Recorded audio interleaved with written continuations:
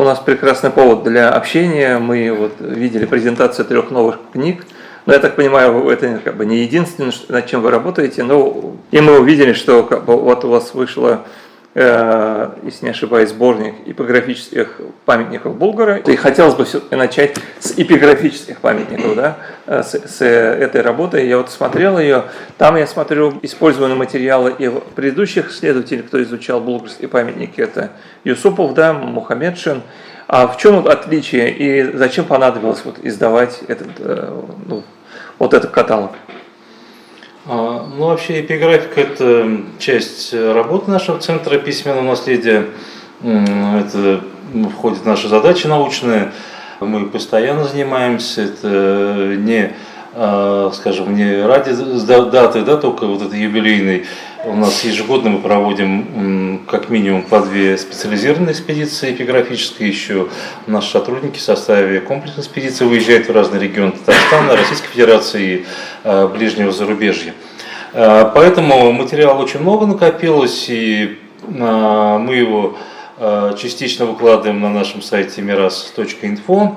И вот с этого года решили систематизировать и начать новую серию «Татарская эпиграфическая традиция». Этот юбилей подтолкнул нас к тому, чтобы вот начать эту работу, которую мы давно уже задумывали. И вот первый том был посвящен булгарским эпиграфическим памятникам, и это будет в дальнейшем и памятник посвящен Казанскому ханству, и другого периода, и различных регионов и так далее. То есть мы надеемся, что она будет, эта серия, долгосрочная. Но что касается вот этих памятников булгарского периода, да, то они изучались, и начиная с 19 века, учеными, тюркологами, миссионерами русскими в 19 веке, и Шахбудин Маржани, Хусаин Фаисханов изучали в 19 веке татарские ученые. Особенно большое внимание уделялось в советский период, когда уже появились определенные возможности ученых. Тем не менее, мы считаем, что вот новое прочтение этих памятников, оно необходимо. Здесь важно знание арабского языка, в первую очередь. Многие эпиграфисты, которые этим занимались, они были без знания арабского языка, потому что знание арабского языка помогает понять точное значение вот этого высказывания, которое выбито на этом камне. И это одно, а другое, то что вот эти тексты, они во многом религиозном содержании. Большая часть, не менее половины, это высказывания из Корана, различные тексты исламского содержания, которые так или иначе они вот в тень уводились, да, в советское время. То есть на них не обращали внимания. И вот эту часть мы тоже сейчас ставим на первое место, потому что это тоже очень важный источник. А какой аят чаще всего упоминался на могилах булгарских? Это из суры Ганкабут. Куллю нафс заикатуль маут. Да, куллю нафс заикатуль маут, то есть каждый вкусит смерть. Это известный аят, который часто используется. Другие тоже аяты различные известные, которые были распространены. Но в принципе там ничего оригинального нету.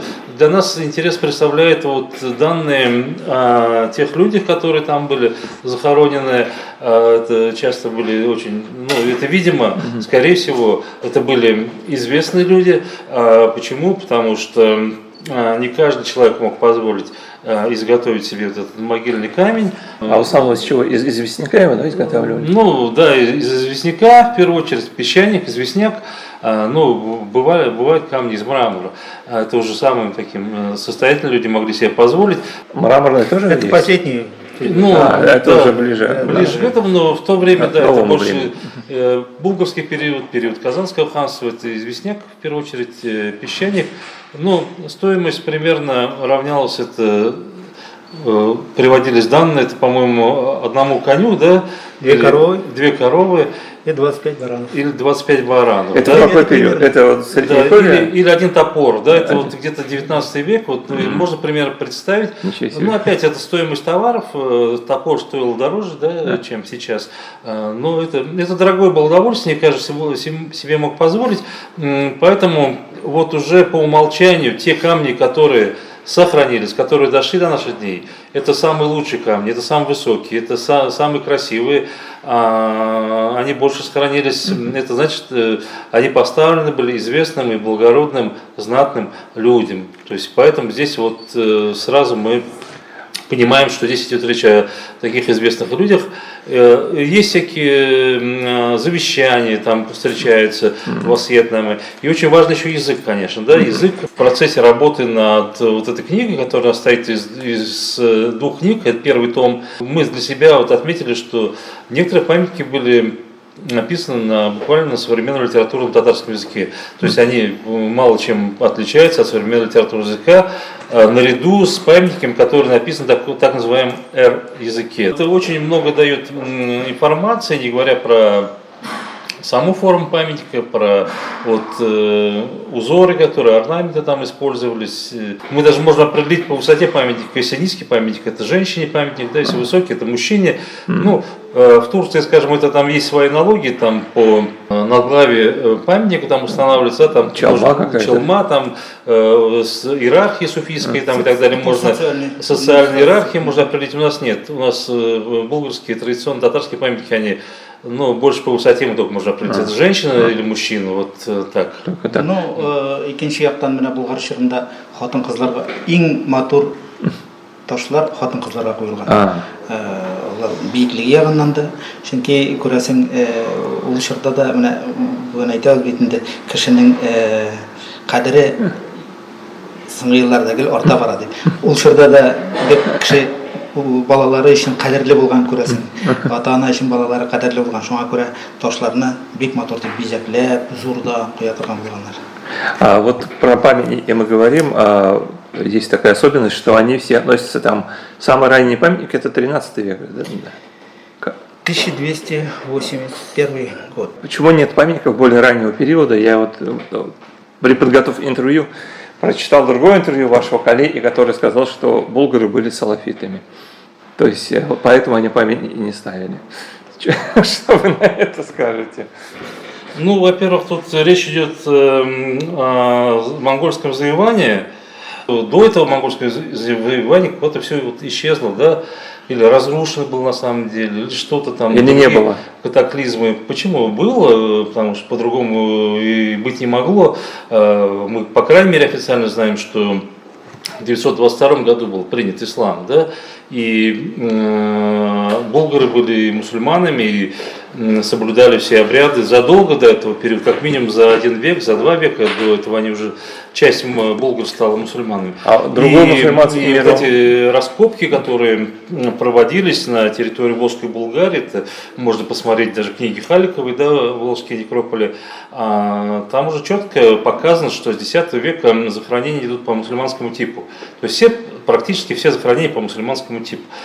Но здесь на самом деле есть много споров, и когда появилась эта традиция, то есть четко пока еще не сказано. А в мусульманском мире когда она появилась, эта традиция? Мы же говорим, что булгары контактируют со Средней Азией, наверное, туда можно посмотреть, там как традиция вот этих памятников имеет, какой период? Не изучали этого? Ну, на самом деле, это четко тоже вот пока это неизвестно. На самом деле, традиция она давняя у тюркских народов. Если мы возьмем рунические, скажем, эти письмена, там культигин, то есть традиция, у тюрков своя традиция была, да, она сохранялась, в принципе, и она как бы переросла вот в эту, да, уже мусульманскую с принятием ислама.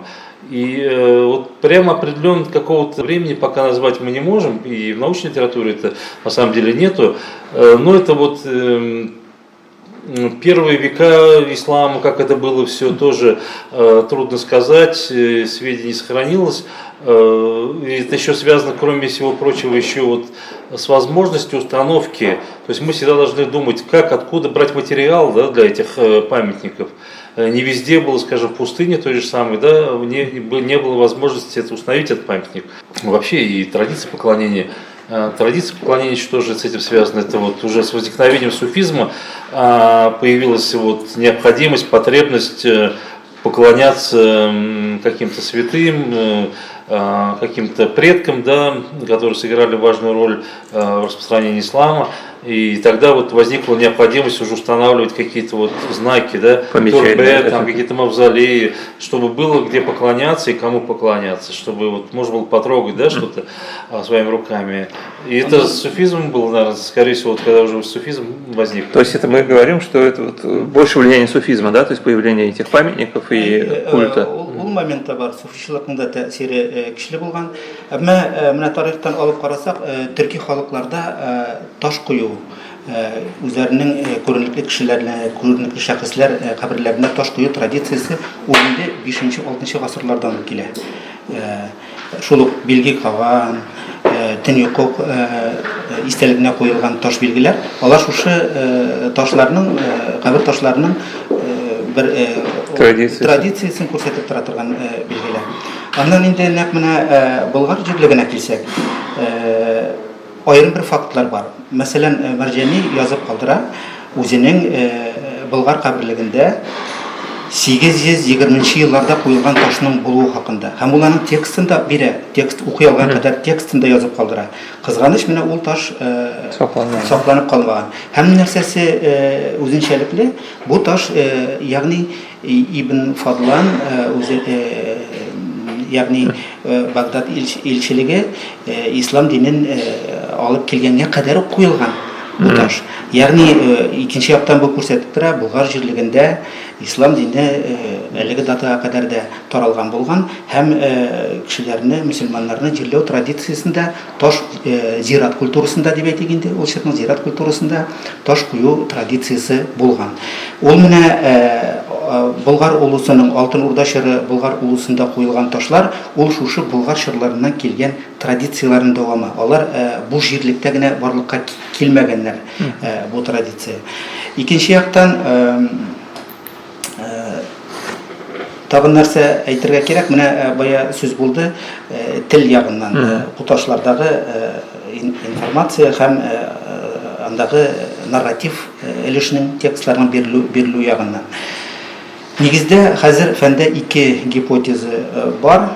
Аның берсе Болгар чоры ташларындагы текстлар, ул прото-болгар, ягъни прото-болгар телендә, аларны язылганда инде үле тел саналган телдә язылган дигән. Ягъни ул чорда инде сөйләшмәгәннәр бу телдә, ул менә шушы таш язу культурасында, традицияларында сакланып калган да, һәм ташларга шул рәвешле төшә килгән дигән. Бу бер гипотеза.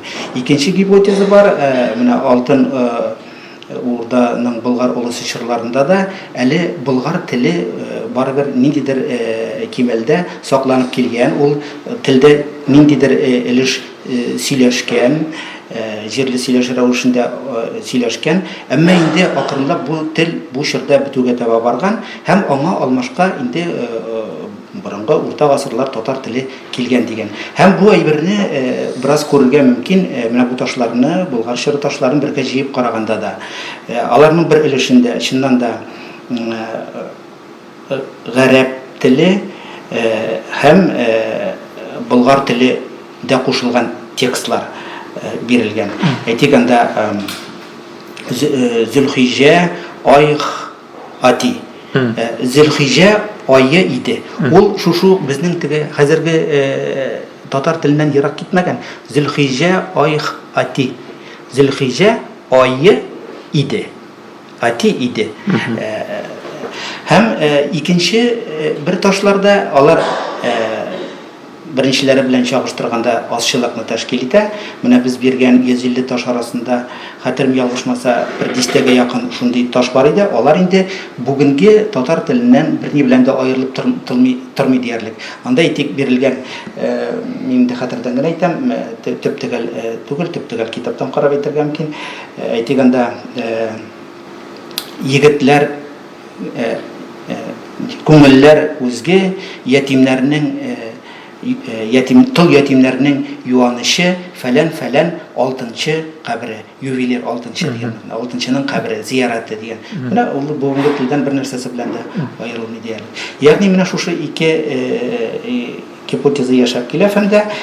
Без менә бу китапны төзегәндә тел мәсьәләсендә төзүчеләр, авторлар буларак та, аннар безнең консультантларыбыз Җәмил Мөхәммәд Шин, Гамирҗан ага Дәүләт Шин, Болгар культурасын өйрәнгән галимнәрдән, алар белән дә гел киңәшләшү барды бу китапны төзү барышында.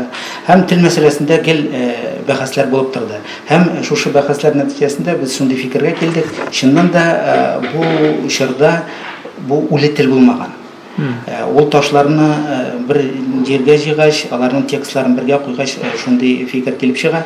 Бу чорда да әлеге телдә күрәсең сөйләшкәннәр, әмма болгар телендә, әмма инде ул азаюга, бетүгә таба барганлыгын аның күрергә мөмкин. Ташлар менә моңа безнеңчә мисал булып тора. А сколько всего волжских камней сейчас найдено вообще? И где регионы в основном они располагаются? Ну да, самые тоже разные цифры существуют.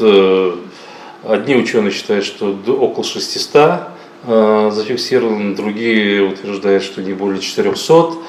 Ну, это, видимо, зависит еще от того... Это со всеми фрагменты и так далее. Вместе. Ну, это вот, если мы так условно возьмем Приволжский федеральный округ, да, сейчас современный, то вот на территории вот Приволжского федерального округа. Ну, это, по большому счету, Татарстан, в первую очередь, Башкортостан, Ульяновская область, соседние регионы Татарстана. Чуваши есть? В Чувашии небольшое количество было зафиксировано. Мы вот девизу сами не проверяли. Они были зафиксированы предшественниками. Вот еще нам предстоит еще это проверить. Мы, конечно, пытаемся вот своими глазами увидеть, найти эти памятники, потому что вот те могильные памятники булгарско-волжского периода, которые были зафиксированы и внесены в каталоги в 50-е, 60-е годы, часть из них уже утрачена. Часть из них утрачена, и вот мы уже, оказываясь непосредственно на месте, видим, что этих памятников уже нет там. Это к большому сожалению, конечно. И с другой стороны, мы находим новые, которые не были зафиксированы. И вот, например, буквально вот последняя экспедиция у нас была в Рыбнославовский район. Мы в мае месяце мы обнаружили камень 1534 года, если не ошибаюсь. То есть это очень древний памятник, который до сих пор он был неизвестен, и никаких он не фигурировал в каталогах, и он, в принципе, неплохо достаточно сохранился. Или бывает так, что некоторые камни уже углубляются в землю, их становится не видно, вот такие, на них мы тоже обращаем внимание. В прошлом году такой камень мы обнаружили в Пестричинском районе, это буквально начало 17 века, смутное время, это 1601-1602 годы, и там очень важную тоже мы информацию добыли о человеке, который погиб вот во время этих волнений, смутного времени в районе Чебоксар, его имя есть, то, что он ушел с отрядом вот в районе Чебоксара и там погиб, и даже само изготовление камня, вот видно, что там нацарапано на скорую руку, вот не было условий в то время, то есть не было, видимо, средств материальных, чтобы подготовить хороший камень, да, этому человеку. То есть это о многом говорит, это очень важный источник. Те камни, которые стояли там по несколько сот лет, они разрушаются очень быстро за последние 10, 20 лет, 30 лет. Экология? Это связано с экологией, всякие кислотные осадки. Да, это камни очень быстро разрушаются, потому что практика покажет, что та часть камня, которая осталась под землей, или те камни, которые упали, скажем, лицевой частью в землю, они лучше сохраняются. Это самый идеальный вариант консервации, земляное, в земле, в сырой, сохранять камни. Это лучший вариант. А то, что находилось снаружи, оно выветривается, оно под дождем, рисунок, этот рельеф размывается, разрушается, плюс еще грибок добавляется. В общем, это очень плачевная ситуация. Это как минимум нужно эти камни, для них делать укрытие.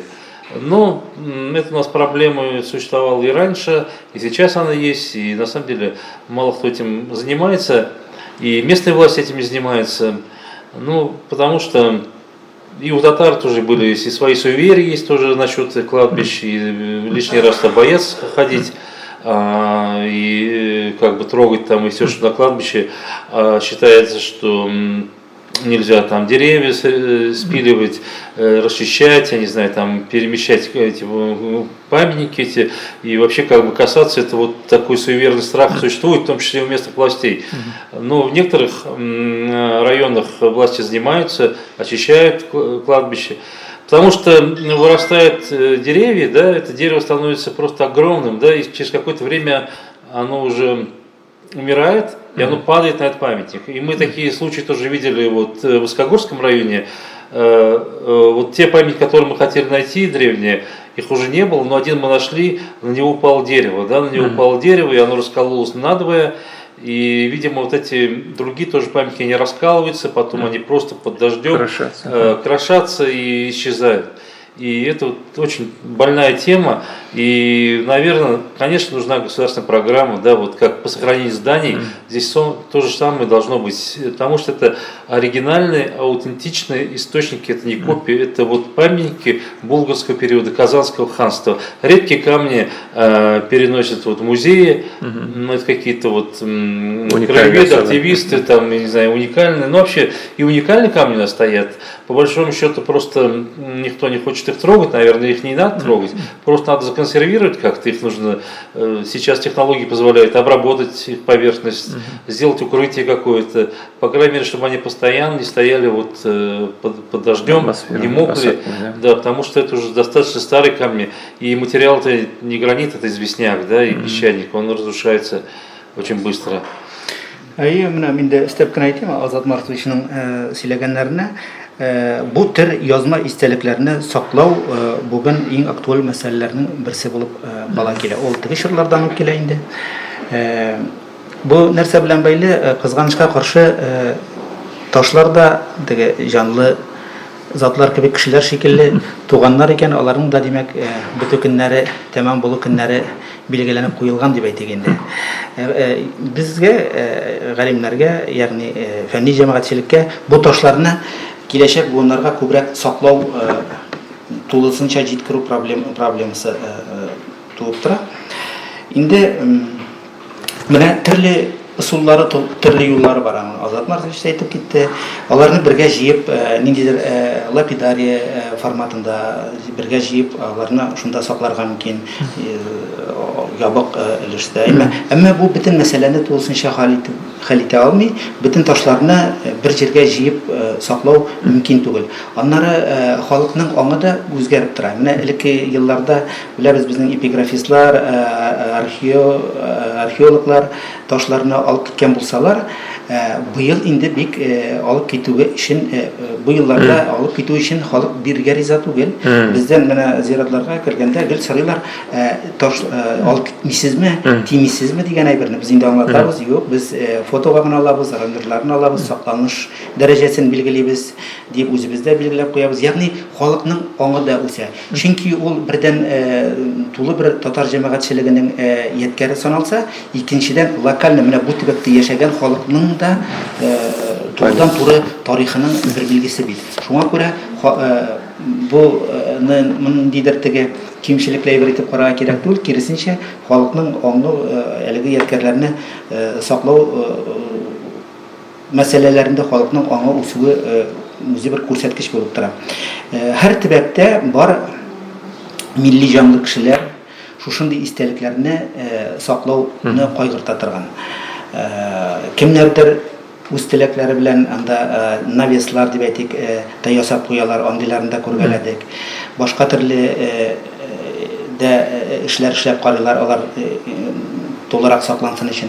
Әмма буларның һәрберсе дә әлеге ташларның саклану ягыннан ташлар өчен, әлеге истәлекләр өчен уңай дип әйтеп булмый. Чөнки кайсы бер ишракларда менә алалар да буяуга буяп куялар.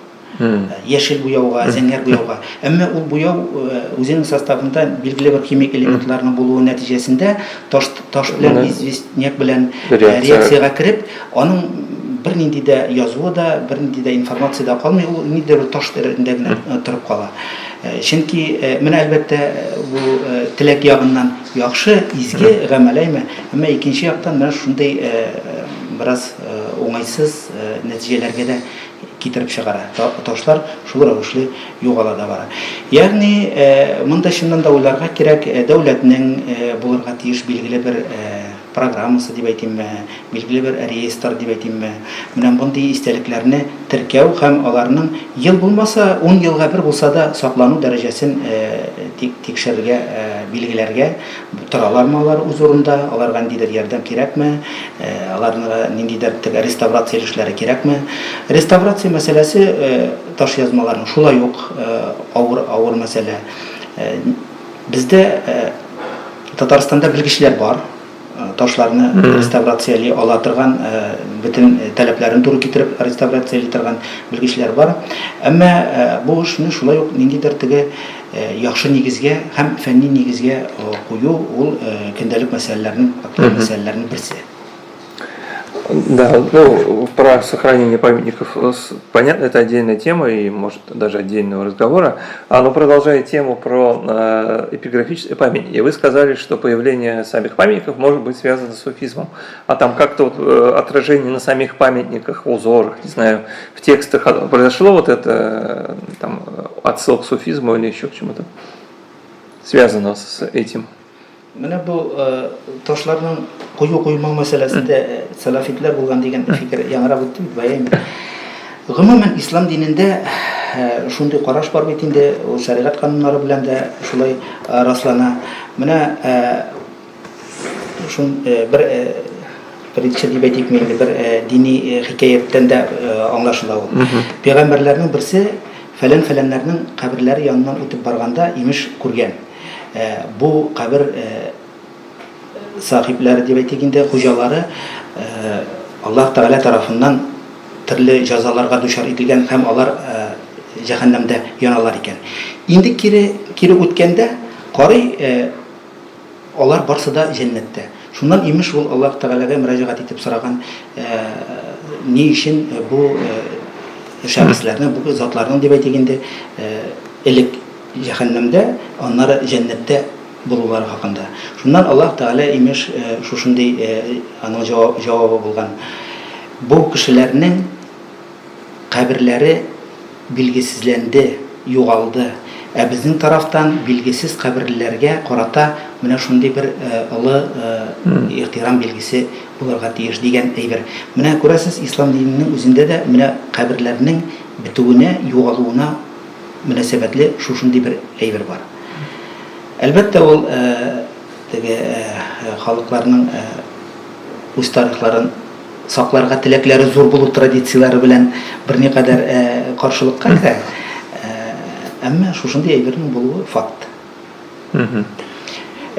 Мин инде истәп кенә әйтәм, менә безнең икенче китапта «Письменные памятники Волжской Болгарии» китабында Саксининың, Дауд бине Сулейман бине Дауд Саксининың «Зухрат ар-Рияз» дигән әсәре бар. Менә шушы әсәрдә мин сөйләгән притча, хикәя китерелгән. Ягъни үзебезнең болгар шырларыннан килгән язма истәлекләрдә дә ул әйбер исәпкә алынган. Бәлки менә аларда күпмедер дәрәҗәдә тәэсир иткәндер. Ну, что касается вот каких-то суфийских элементов, прям характерных таких нет, конечно. Или не сохранились они, здесь надо наверное, еще и узор тоже изучать, тоже, наверное, какой-то свой контекст он дает, тоже подтекст. Но если мы возьмем надмогильные камни 19, 18, 19 веков, там уже четко указывает, что это такой-то Ишан этот захоронен, то есть это такой-то орган там Накашбанди, там еще что-то, то есть там все это перечислено на самом памятнике. Но есть уже появляется турба, то есть вот эти мавзолеи, установленные в разных регионах, они установлены видным ишаном, шейхом суфийским. Но в целом у нас такого вот поклонения, скажем, как в Средней Азии, такого нет, чтобы там бесконечным потоком туда шел народ, там привязывали какие-то тряпочки, там еще оставляли что-то, какие-то продукты, еще что-то, деньги. Вообще вот одной как бы традиции, которая вот, наверное, все-таки перешла из Средней Азии, это то, что вот на многих могильных камнях выемка такая, выемку делали, то есть камень и в верхней части у него обязательно выемка. И вот это как бы такое углубление, как ямка, ну, по одной версии это то, что для того, чтобы вода собиралась там, и когда птицы садятся пить воду, и они щебечут, и как бы они вот дуа читают, да, вот покойным. Но другая версия это то, чтобы оставляли деньги туда. Оставляли деньги, и вот возможно, что это не всем, не над всеми, тоже надо смотреть, тоже что за человек был, да, вот как бы просят помощи этого человека, да, покойного, и его защиты на том свете, чтобы он защищал вот ныне живущих. То есть вот эти очень распространенно это было. И вообще таких мест святых тоже очень много по всему Татарстану. По большому счету у нас, конечно, больше вот святых ручьев, да, больше. Это вот языческое вот, сохранилось у нас больше влияние, различные какие-то рощи, да, святые, там дерево, это вот оттуда все пошло, ручьи, то есть это у нас вот на первом месте такое. Но вот когда мы ездим по районам, мы видим, что все равно такие места силы, да, определенно они сохранились. Какой-то остаток какого-то надгробия, уже разрушенный, да, но огороженный обязательно. И вот местные говорят, что это вот такого-то святого, это место захоронения. Они туда ходят, и что-то они там деньги там оставляют, кто как может там читает. И вот на Высокогорском районе мы один раз мы тоже записали, даже там одна бабушка, вот перед чтением, после чтения Корана, и она вот произносила это дуа, и она очень подробно его возносила благодарности Аллаху, пророкам, и в том числе она не забыла упомянуть вот суфийских местных святых тоже, да, то есть это тоже есть, они в народной памяти сохранились. Через различные фольклорные образы они передаются, через различные рассказы, через которые даже локального характера. Но это была традиция, она, скорее всего, из Средней Азии пришла, но она не была так сильно распространена, как в Средней Азии. Но какие-то отголоски, скажем, ее, отголоски у нас здесь были. Ну, как бы про булгар поговорили, наверное, хотелось вот такой вопрос. А как вы отличаете булгарские памятники от не булгарских? Ну, то есть мы же понимаем, что Булгар там в каком 14 веке и закончил существование, и там был период такой лихолетия. Как, или это по языку можно вычислить? Или Казанское ханство? Чем отличаются памятники? Да, во-первых, мы тут введением сказали определенно, что это булгарский улус Золотой Орды, да, то есть это уже после завоевания монгольского, потому что как мы уже сказали в самом начале, до монгольского периода ничего не сохранилось, памятников до монгольского периода не сохранилось. По стилю они отличаются, конечно, у них есть свой стиль определенный, то есть это ничем период Казанского ханства, он тоже очень похож, скажем, на камень, но уже начинает меняться этот стиль, это все это описано в трудах и Фуата Валиева, и других искусствоведов, которые этим занимались частично. Харун Юсупов тоже этим занимался. Ну и по языку, конечно, да, по языку, то есть здесь пример языка, да и по дате, конечно, да, то есть первая, самая главная информация для нас дата. Дата сама говорит о том, что, сама себе говорит о том, что это такого булгарского периода. То есть мы говорим про булгарские памятники, если подходить к этому как историк, то, конечно же, надо говорить, что это период булгарского улуса Золотой Орды там, и так далее формально. Но все равно вот это идет продолжение булгарской традиции. То есть она в Казани тоже продолжение Вообще, есть? что касается вот, в народной памяти вообще Булгар сохранялась очень долго. И вот эти низбы Булгарии, да, прозвища, которые присоединяли к своему имени, эта традиция длилась вплоть до начала 20 века. И многие называли себя Булгари. И на Востоке знали татар как Булгари. И традиция она продолжалась, но она уже вот, период 18-19 веков она меняется уже, то есть она немножко другой становится уже. Это мы вот по каргалинским памятникам можем следить. Каргалы — это Оренбургская область, захоронение самое такое крупное, которое сохранилось, дошло до наших дней, 18 век, Каргалинское считается, это вот отдельно как музей под открытым небом. Это тоже, конечно, изучен, и мы тоже изучали, и мы тоже планируем это все издать в виде книг. Это очень интересно. Вот эта традиция начинает меняться вот на примере каргалинских памятников 18-го, начала 19 веков. А под влиянием кого? Как она меняется? Условно, что происходит? Это отношения со Средней Азией тоже, да, потому что это пограничный район был, влияние Средней Азии, которая рядом находилась, вообще в целом Востока. Ну и зависит от материала тоже, который был под рукой. Ну вот, например, тоже в качестве примера хочу привести, в прошлом году вот мы с Ильхамом Усмановичем экспедицию совершили в Кыргызстан, да, и вот мы изучали могильные памятники конца 19-го, начала 20 веков, установленные татарам, которые жили в Кыргызстане.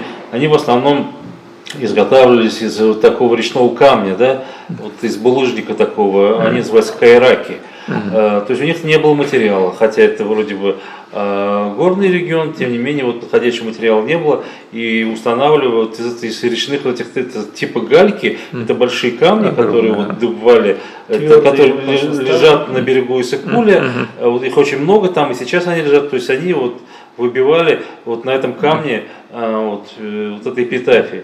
Их таких очень много, камней в основном такие камни. То есть это вот все вкупе нужно, в комплексе смотреть, да. И на самом деле первые шаги только мы делаем вот в этом направлении, потому что эпиграфике уделялось очень мало внимания. Мы хотим, чтобы это стало целым направлением в гуманитарной науке, чтобы все это изучалось в комплексе, и чтобы мы смогли через какое-то время дать ответы на многие вопросы, на которые сейчас нет ответа пока, потому что этим надо заниматься, изучать нужно. И вот наша деятельность, она тоже тоже один из шагов, который вот для решения этих всех вопросов. Бер генә фикер истәп кенә Болгар чыры таш язмалары алар үз ичендә дә берничә төркемгә бүленә. Әйтик, эпиграфистлардан Харун Юсупов вакытында ул фикер урнашып китә фәндә, һәм беренче стиль, икенче стиль дигән.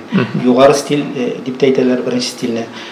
Беренче стильгә сәнгати яктан яхшы бизәкләнеп эшләнгән, зур размерлары да зуррак ташлар исәпкә алына. Икенче стильдә инде бераз размерлары да кичерәк, һәм сәнгати яктан да берникадәр беренче стильдәге ташлардан калыша торган ташлар. Әмма алар үзләре барыбер уртак сыйфатларга ия. Ике стильне берләштереп тора торган сыйфатлар бар. Инде алга таба барганда Казан ханлыгы чоры ташларының шулай ук үзенә күрә ясалыш традициялары бар, билгеле бер традициялар, бизәкләрдә, кыркырлардагы бизәкләрдәге, кырлардагы язылышларда, өстәге элементларның берлешендә, гомумән язуларның нинди хәрефләр белән, нинди стильдә язылган, куфиябразнымы, насыхмы, башка юнәлештәге язулар булырга мөмкин. Әмма алар шулай ук Казан ханлыгы чоры ташлары, алар шулай ук уртак сыйфатларга ия. Казан ханлыгы чоры ташлары инде Казан ханлыгы үзе тарих мәйданынан китеп югалгач та әле дәвам итә. 16-17 гасырларга кадәр менә шушы стиль сакланып кала һәм кайбер ташларда аны күрергә мөмкин. Шуның белән бергә инде янәшәдә шул ук вакытларда 16-17 гасырларда инде башка юнәлештәгерәк ташларда ясалыш, бизәлеш ягыннан барлыкка килә. Ягъни менә бу традиция, аның ниндидер бер векторы бар, үсеш үзгәреш векторы бар. Болгар чырларыннан ул бара да Казан ханлыгына килеп кергәч бөтенләй танымаслык дәрәҗәдә үзгәрми. Теге чырның ниндидер элементларын эволюциясын ала, ул теге бизәкләрдә, хәрефләрнең язылышы, билгеләрдә булырга мөмкин. Аннан бара да 16 гасырда тагын үзгәрә. Элексе белән чагыштырганда шулай уртак сыйфатлары бар, әмма шул вакытта аермалыклары бар.